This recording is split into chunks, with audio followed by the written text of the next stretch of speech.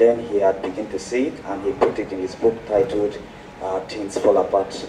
Some of us might have seen that novel, that book, some may not, but this presentation is taken from page 21 and page 22 of that book, a very interesting book for those who have read it, and I'll just take you through the pages of 21 and 22.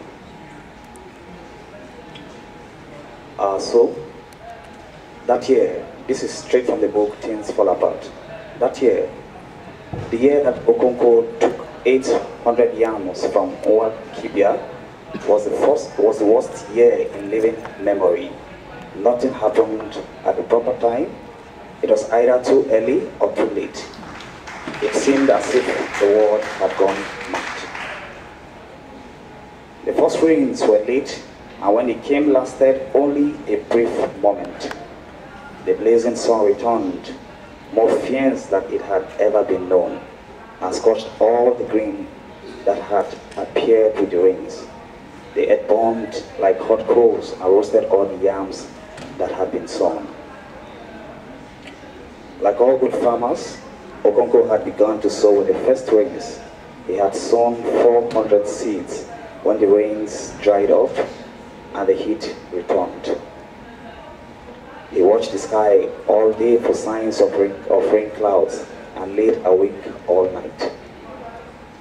In the morning, he went back to his farm and saw the withering tendrils.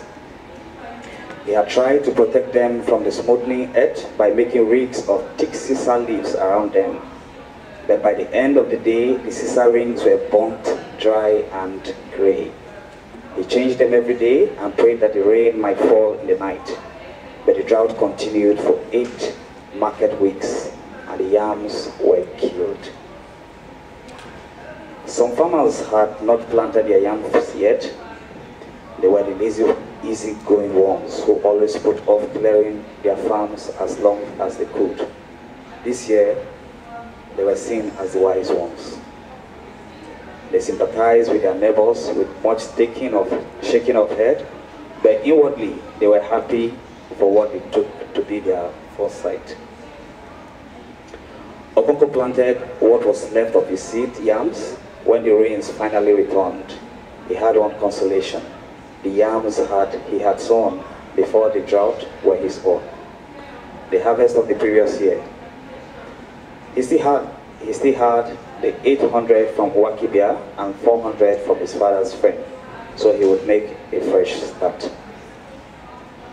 But the year had gone mad. Rain fell as it had never fallen before. For days and nights together it poured down in violent torrents and washed away the yam heaps. Trees were uprooted and deep gorges appeared everywhere.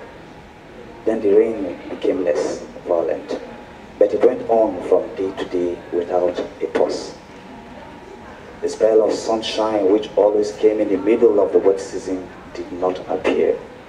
The yams put on luxuriant green leaves, but every farmer knew that without sunshine, the tubers would not grow. That year, the harvest was sad, like funeral, and many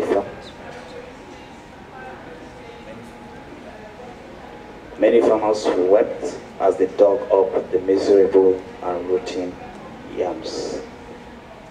One man tied his clothes to a tree branch and hanged himself.